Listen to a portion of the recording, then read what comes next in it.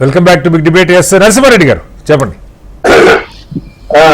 Okay, good evening అండి. విక్రమ్ గారికి, పెద్దలు ఎండల లక్ష్మీనారాయణ గారికి, రియాజ్ గారికి కొత్తగా వారికి కూడా శుభాకాంక్షలు. వారికి పదవి కూడా వచ్చింది. తర్వాత హెచ్ఎంటీ వీక్షకులందరికీ కూడా నమస్కారాలు. చెప్పండి. ఇప్పుడు మీరు అన్నట్టు ఏంటంటే జాతీయ రాజకీయాలలో 2-3 విషయాలలో విక్రమ్ గారు చెప్పింది కొంత వాస్తవం బాగానే వారితో ఏకీభవిస్తున్నాను నేను. ఒకటి ఏంటంటే ఈ 10 సంవత్సరాల కాలంలో బీజేపీ పరిపాలనకు సంబంధించి దేశవ్యాప్తంగా నిరసన ఉన్నమాట వాస్తవం. ఎందుకంటే వారు ఇచ్చిన హామీలు ఏవి కూడా 2 కోట్ల ఉద్యోగాలు గాని, అధిక ధరలు గాని, ఇవన్నీ కూడా మీరు చూస్తుందంటే ఎక్కడ కూడా హామీలు జరగలేదు. కొంచెం మీరు జీడీపీ డెవలప్మెంట్ గానీ ఏం తీసుకున్నారు కానీ మన నిరుద్యోగం పెరగటం, ఇవన్నీ దేశవ్యాప్తంగా కొంత ఆందోళనకరంగానే ఉన్నప్పటికీ కూడా మళ్ళీ వాటిని సబ్సిడైజ్ చేయడానికి మళ్ళీ రామ మందిరం కావచ్చు, ఇవన్నీ కూడా కొంత మతాలకు సంబంధించి కొత్తగా లాభం పొందటానికి ఎప్పుడో 2019లో ఉన్న సిఏఏని ఇప్పుడు మళ్ళీ ఎజెండాలో తీసుకురావటము, ఇవన్నీ చూస్తుంటే ఏంటంటే గెలుపుకు సంబంధించి వారు వేయవలసిన వ్యూహాలను వేస్తున్నారు. కానీ దీనికి సంబంధించి బీజేపీకి సంబంధించి ఉన్న దాంట్లో మీరు మొదటి నుంచి చూడండి, 2 జాతీయ కాంగ్రెస్ కూడా వైఫల్యాలు మనకు ఇంతకుముందు వాటి ఎప్పుడైతే కనిపిస్తున్నాయి. మనకు ఈ 2 ఫ్రంట్లు మనకు దేశవ్యాప్తంగా కనిపిస్తున్నాయి మేజర్ గా. ఒకటి ఎన్డీఏ, ఒకటి ఇండియా కూటమి. ఎన్డీఏకి సంబంధించి కూడా నేను బీజేపీ అబ్జర్వేషన్ చూస్తే 1980 నుంచి ఆ పార్టీ పుట్టిన కాడి నుంచి ఇప్పటి వరకు 147 స్థానాలలో వాళ్ళు ఎన్నడూ గెలవలేదు. 147 స్థానాలలో ఆ పార్టీ బీజేపీ పార్టీ ఇంతవరకు గెలుపు అనేది లేదు. వాటి మీద ఈసారి కాన్సన్ట్రేట్ చేసినామని అంటున్నారు. ఈ 147 స్థానాలు వదిలిపెడితే శ్రీనివాస్ గారు మిగతా ఆలోచిస్తారు.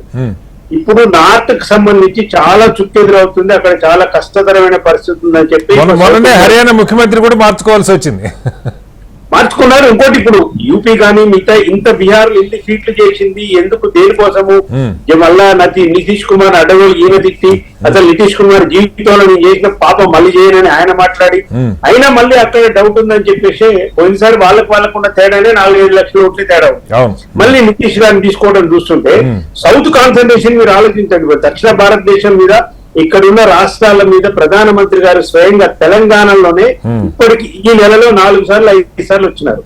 కర్ణాటక సంబంధించి, తమిళనాడు అంటే సౌత్ కు సంబంధించి ఇక్కడున్న ఈ 110 సీట్లకు సంబంధించి వీళ్ళు కూడా ఇక్కడ కూడా చాలా రాష్ట్రాలలో గెలవలేదు కాబట్టి అక్కడ తగ్గుతాయి, ఇక్కడ కొంచెం పెంచుకోవాలనే ఉద్దేశంలో బీజేపీ పోతుంది.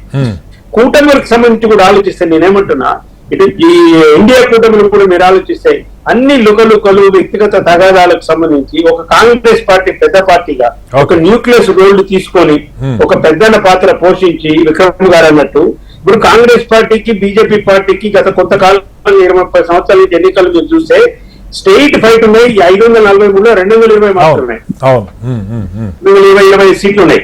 మిగతా వాటిలో స్టేట్ ఫైట్ లేదు, కాంగ్రెస్ వర్సెస్ బీజేపీ లేదు. ఈ 225, 30కి 250కి కాంగ్రెస్ రిస్ట్రిక్ట్ అయ్యి పెద్ద రోజు తీసుకొని మిగతా వాళ్ళకి సంబంధించి పిలిచి మాట్లాడి వాళ్ళకి ఇచ్చే పరిస్థితి ఉంటే బీజేపీని ఓడగొట్టడం కానీ ఇవ్వడం కానీ ఈజీగా ఉండేది. కాంగ్రెస్ ఆ పాత్ర చేయట్లేదు ఇప్పటికి కూడా. న్యాయ జోడో యాత్ర చూడండి, అంతకుముందు జరిగిన యాత్ర కూడా ఎందుకండి కాంగ్రెస్ పార్టీ సొంతంగా ఎందుకు చేయాలండి? ఎందుకు ఇండియా కూటమిని చేయరాదు ఆ యాత్ర?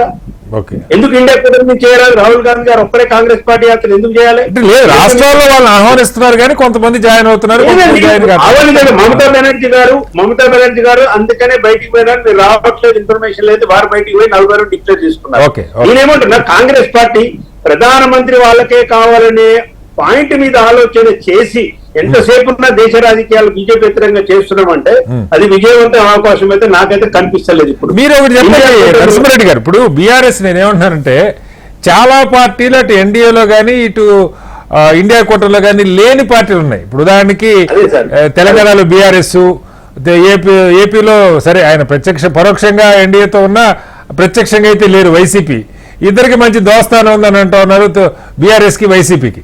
అట్లాగే ఒరిస్సాలో బీజేడీ కూడా ఎటు చేరినట్టు నేను అదే చెప్తున్నాను శ్రీనివాస్ గారు, ఒక నిమిషాలు నేను కంప్లీట్ చేయాలి. నేను అనేది ఏంటంటే ఇప్పుడు బీజేపీ పోయినసారి 283 గెలిచినారు బీజేపీ పార్టీ, కాంగ్రెస్ పార్టీ 50 గెలిచినారు.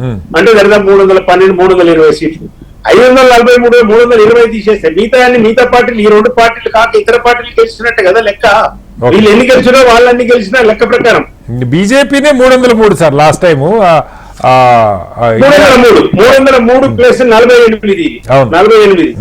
లెక్కేసినా ఇంకా దరిదాపు 40%, 45% సీట్లు ఇతర పార్టీలు గెలిచినా కనిపిస్తున్నాయి కదా మనకు. ఎగ్జాక్ట్లీ.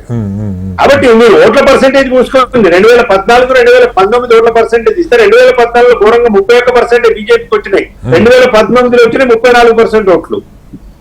కరెక్టే. నాకు ఈ విషయం చెప్పండి. ఇప్పుడు బీఎస్పీతో ఇప్పుడు మాయావతి గారు అధికారికంగా అటు ఎన్డీఏలో కానీ ఇటు ఇండియా కూటమిలో కానీ లేరు.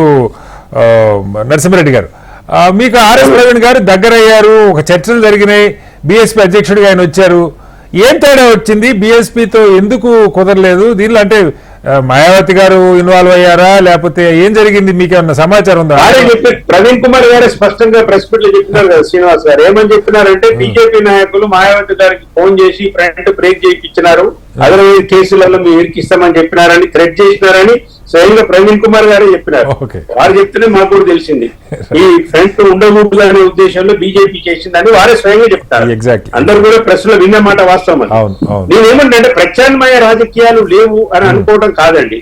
అయితే వాళ్ళు అయితే వీళ్ళనే పద్ధతులు లేదు. కాకుంటే వీళ్ళకి రెండు కూటమిలకు సంబంధం లేని వ్యక్తుల మధ్య ఏకీకరణ లేకపోవటము, పార్టీల మధ్య ఒక ప్రత్యామ్నాయ ఎజెండా లేకపోవటము, వీళ్ళని కూడగట్టి ఎజెండా మీద తీసుకురావటము, ఎన్నికల బరిలోకి దింపడానికి సంబంధించిన శక్తి యాక్చువల్గా ఇవాళ లేకపోవడం అనేది భారత రాజకీయాలలో మనం గమనిస్తున్న లాక్యూన్ గా నాకు అనిపిస్తుంది. కాబట్టి తెలంగాణ రెఫరెన్స్ లో కూడా ఆలోచిస్తే ఇవాళ తెలంగాణ రెఫరెన్స్ లో కూడా నేను అంటున్నాను, ఇక్కడ కూడా ఆలోచిస్తే ఏమైంది? ఇప్పుడు కాంగ్రెస్ పార్టీ కానీ ఇటు బీజేపీ పార్టీ కానీ ఇప్పుడు ఈ రెండు పార్టీల అభ్యర్థులను కొంతమంది ప్రకటించినారు. ఈ రెండు పార్టీలకు అభ్యర్థుల కరువు ఎంతగా కనిపిస్తుందంటే ఈ రెండు పార్టీలకు కూడా మా పార్టీ అభ్యర్థులు ఇచ్చే స్థాయి ఆ లీడర్లనే తీసుకుంటున్నారు.